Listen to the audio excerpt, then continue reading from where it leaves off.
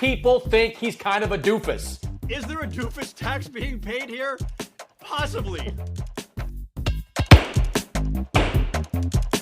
Welcome to Order on the Court. I'm Chris Mannix, joined by Howard Beck, and this is my opening arguments. All right, Beck, I'm putting you on trial as one of the voters of the 75th anniversary team for your refusal to put Dwight Howard on that list. I'm going to run down some of the accolades Dwight has accrued over the course of his career. He is a 3-time Defensive Player of the Year winner. He is a 5-time All-NBA performer. 4 times he led the NBA in rebounding. For the better part of a decade, he was the best center in the entire NBA, and he has successfully transitioned into a valuable role player in the latter stages of his career. Now, Howard, I'm not just here to make the case for Dwight Howard to go on.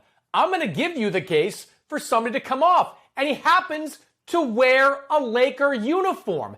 Anthony Davis, at some point, will be worthy of being included on the 75th anniversary team. Maybe the 100th team he will be worthy of 25 years from now. But for right now, Anthony Davis, at 28 years old, has not accomplished what Dwight has accomplished. In 7 years in New Orleans, Anthony Davis didn't take his team out of the second round of the playoffs, only made the second round of the playoffs one time during that stretch. Whereas Dwight Howard, back in 2009, led one of the worst teams in NBA Finals history to the finals with a team of Rashard Lewis, Jameer Nelson, good players, not great. Dwight took that team to the finals. So Anthony Davis, to this point, has not come close to accomplishing what Dwight Howard accomplished in the prime of his career. I appreciate this very impassioned speech on behalf of Dwight Howard, Chris. I'm sure he would do the same for you. But if I may offer a rebuttal on behalf of myself and the 87 other voters whose ballots I am not privy to, Dwight Howard was absolutely in the running for the 75th anniversary team. But I must point out right off the top, the title of this honor was the 75th anniversary team. It was not the 75 greatest players, because if it were, Chris, we would have taken a lot of your Boston Celtics of the 50s and 60s right off this team, because they played in an era when there just weren't that many teams and the same one kept winning titles, and all those guys made it onto the 50 and then the 75. But what this exercise was really about was not stacking up everyone's resumes, where they ranked in Defensive Player of the Year trophies and all defensive trophies and all-stars and all-NBA. All of that does matter. But the exercise was about who are the 75 that best represent the history of the NBA in all of their eras and in their own times. Dwight, certainly, as you point out, dominant in his own time. And I gave him heavy consideration. And if this were the best 80, or we went 85 or whatever, he probably would have been in there. Where he falls off is when you start to consider the totality of his career. He's become a great role player late in his career. That's great, Chris. He did average 12 minutes a game, I think, in the finals when he won with the Lakers the championship a couple of years ago. But that was after a stretch in which he was with 5 teams in 5 years, including 3 really lousy teams, Atlanta, Charlotte, and Washington, that didn't want anything to do with him after a single year with Dwight Howard. Does that count for nothing when we're considering the totality of a guy's career? I think all of that matters too.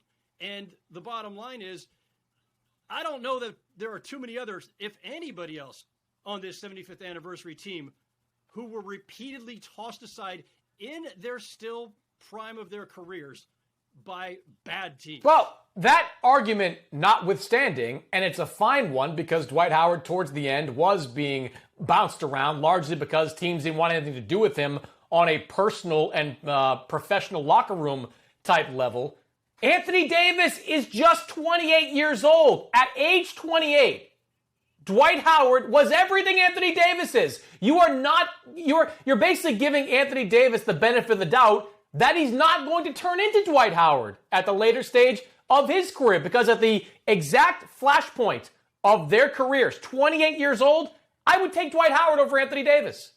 Well, I'm not looking at a 28 to 28 comparison. I'm not looking at peak to peak comparison. It is the totality of a guy's career. And you're right to point out that Anthony Davis couldn't lead New Orleans anywhere. But when we're talking about totality of a guy's career, we also have to think about the context. And the fact is that Pelicans team was about as badly run as any franchise we've seen during the time that he was there. What we do also know about Anthony Davis is this is an evolutionary version of the NBA big man. He has talents that Dwight Howard never had. Now, you can turn that the other way and say, well, then you should have been able to do more with it. Well, when he was paired with another decent player in LeBron James, they won a championship together with not the greatest roster in the world either, but you start with those two and you start with LeBron as your teammate, you're going to get the best version of Anthony Davis. That's true of almost every star in the history of the game, by the way. By the way, also, if we're just going to start totaling up guys' Defensive Player of the Year trophies and all defensive trophies and all this, guess who has more of both of those things than Dwight Howard? Dikembe Mutombo, who played in an era of great superstar Hall of Fame centers. Patrick Ewing, David Robinson, Akeem Olajuwon, Shaquille O'Neal. Dikembe had more Defensive Player of the Year trophies and all Defensive Player trophies at center during that era. You know who else has more of those kinds of trophies than Dwight Howard?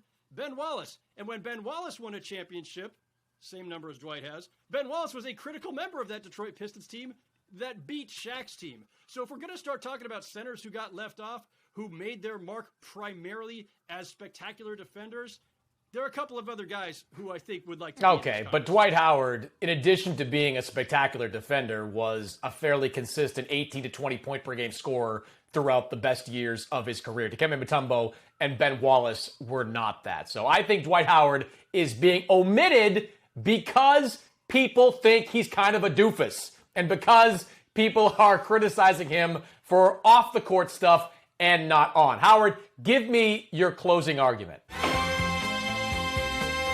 My closing argument, Chris, is simply this. Is there a doofus tax being paid here? Possibly. I can't account for the other 87 voters. His doofus factor was low on my list of factors. I wanted to consider, as I say, the totality of his career and the sweep of NBA history. And when I think about the guys who should make up a 75th anniversary team, Dwight, while absolutely worthy of consideration, just didn't feel like the totality of his career measured up to most of the others that we saw. I would like doofus tax being introduced into evidence as a phrase we should never use again. We'll let you vote on how this should be decided.